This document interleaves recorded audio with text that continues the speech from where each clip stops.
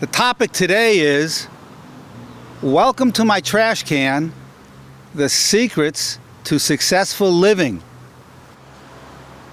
We're going to see that the state of homelessness is partially a state of mind as well as a situational phenomenon. We'll first talk about it in broad context. I've often said that if you give a homeless man a motorcycle,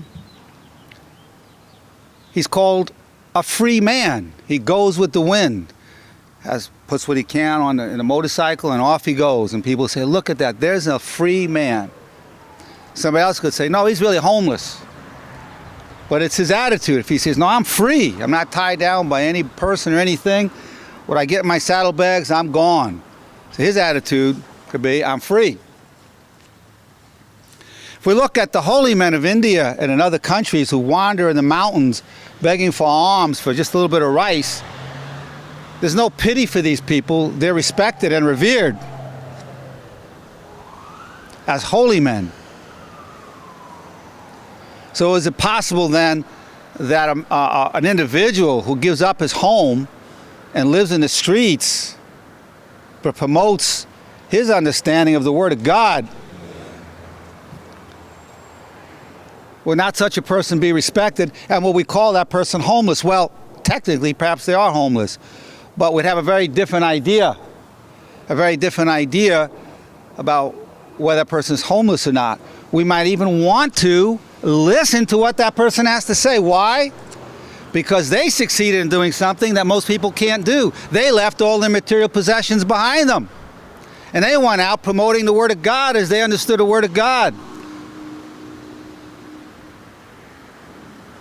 So, would a person feel sorry for that person or look down on that person?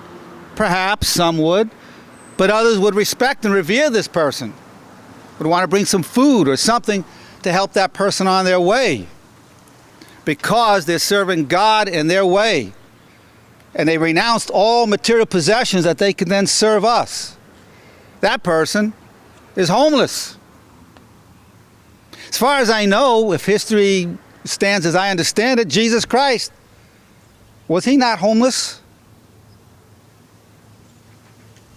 I think he was. Now, so we understand from this something about homelessness as a state of mind, and at the same time it represents for many people their worst fear. My God, I'll be homeless, I'll be out on the streets. And at any given time, you have 800,000 people on a given day out on the streets. But some of it's revolving. Some's long-term, some is long-term. But if you look at how many different people in a year are on the streets without a home, it's about 3 million. 3 million people a year homeless on the streets. Now, 61% of homeless individuals are unattached single adult males. 15% are children who live with at least one parent on the streets. And 15% are single unattached women. Half the people, the average income of homeless people is under $300 a month. In the 1990s, in the United States, we doubled the number of available beds for homeless people. It went from 1988, where there was 300,000 beds, it went to 600,000 beds. There's been in the 1990s also an increase in soup kitchens.